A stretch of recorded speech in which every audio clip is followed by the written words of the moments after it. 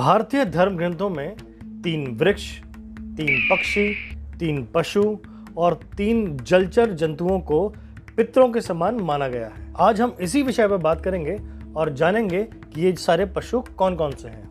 हिंदू धर्म शास्त्रों के अनुसार पितरों का पितृलोक चंद्रमा के ऊर्ध्व भाग में माना जाता है। दूसरी ओर अग्निहोत्र कर्म से आकाशमंडल के समस्त पक्षी भी तृप्त होते हैं।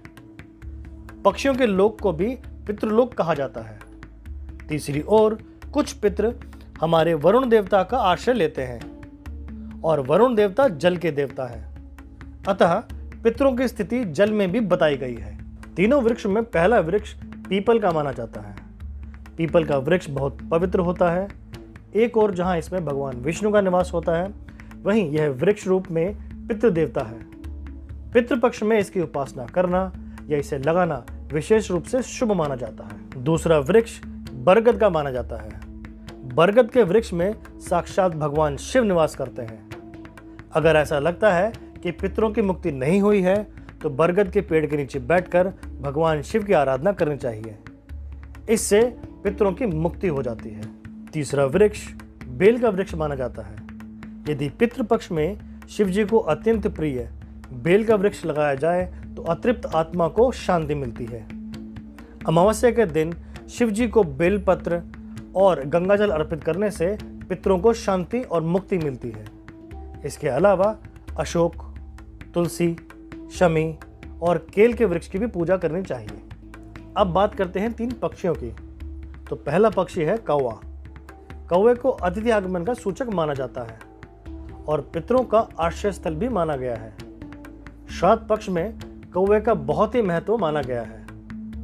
इस पक्ष में कौवे को भोजन कराना अर्थात अपने पितरों को भोजन कराने के बराबर होता है।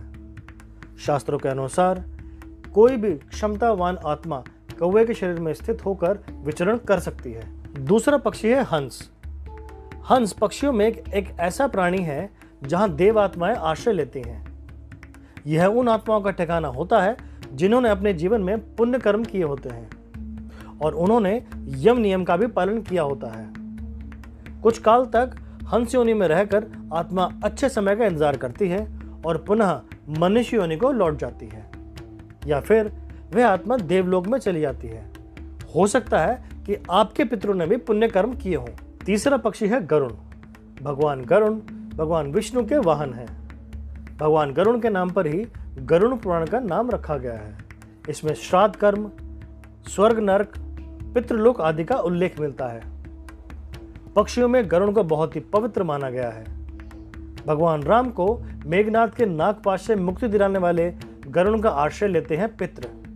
इसके अलावा क्रौंच या सारस का नाम भी लिया जाता है। अब बात करते हैं 3 पशुओं की। 3 पशुओं में पहला पशु कुत्ता है। कुत्ते को यम का दूत माना जाता है। कहते हैं कि इसे ईथर माध्यम की वस्तुएं भी नजर आती हैं। दरअसल कुत्ता एक ऐसा प्राणी है जो भविष्य में होने वाली घटनाओं और ईथर माध्यम यानी सूक्ष्म जगत की भी आत्माओं को देखने की क्षमता रखता है। कुत्ते को हिंदू धर्म के देवता भैरव महाराज का सेवक माना जाता है। कुत्ते को भोजन देने से भैरव महाराज प्रसन्न होते हैं और वे हर प्रकार की आकस्मिक संकटों से भक्त की रक्षा करते हैं। कुत्ते को रोटी देते रहने से पितरों की कृपा बनी रहती है। अब बात करते हैं गाय की। गाय में सभी देवी और देवताओं का निवास बताया गया है।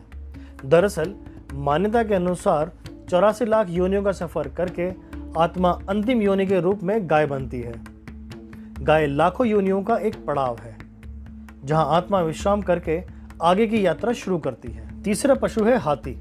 हाथी को हिंदू धर्म में भगवान गणेश का साक्षात रूप माना गया है। यह इंद्र भगवान का वाहन भी है। हाथी को पूर्वजों का प्रतीक भी माना जाता है। जिस दिन किसी हाथी की मृत्यु हो जाती है उस दिन उसका कोई भी साथी भोजन नहीं करता। हाथियों को अपने पूर्वजों की स्मृति रहती है। अश्विन मास के पूर्णिमा के दिन गज पूजा विधि व्रत रखा जाता है। सुख समृद्धि की इच्छा रखने वाले उस दिन हाथी की पूजा करते हैं। इसके अलावा वराह, बैल और चींटियों का भी यहाँ उल्लेख किया जा सकता है। जो चींटियों को आटा देते हैं और छोटी छोटी चिड़ियाओं को चावल देते हैं वे लोग बैकुंठ जाते हैं। अब बात करते हैं 3 जलाचर जंतुओं की।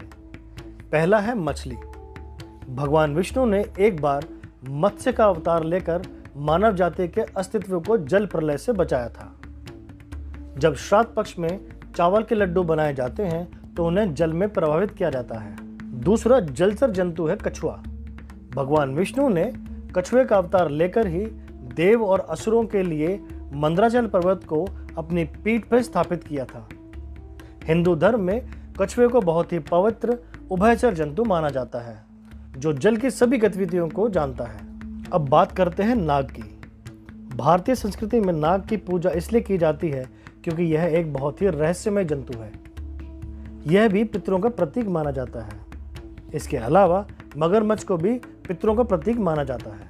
तो दोस्तों, आज की वीडियो में इतना ही। आशा करते हैं कि आपको हमारा वीडियो पसंद आया होगा, और अगर पसंद आया तो प्लीज़ लाइक करें, शेयर करें और कमेंट करके हमें अपने सुझाव ज़रूर लिखें। आप अगर नए हैं हमारे चैनल में तो प्लीज़ सब्सक्राइब करें, नोटिफिकेशन ज़रूर दबाएं ताकि हमारी आने वाली वीडियोज़ की नोटिफिकेशन आपको टाइम पे मिलती रहे और वीडियोज़ आपसे मिस ना हो जाएं। हम जल्दी हाजिर होंगे एक नई वीडियो के साथ में। तब तक अपना ख्याल रखिए। जय हिंद, जय महाकाल।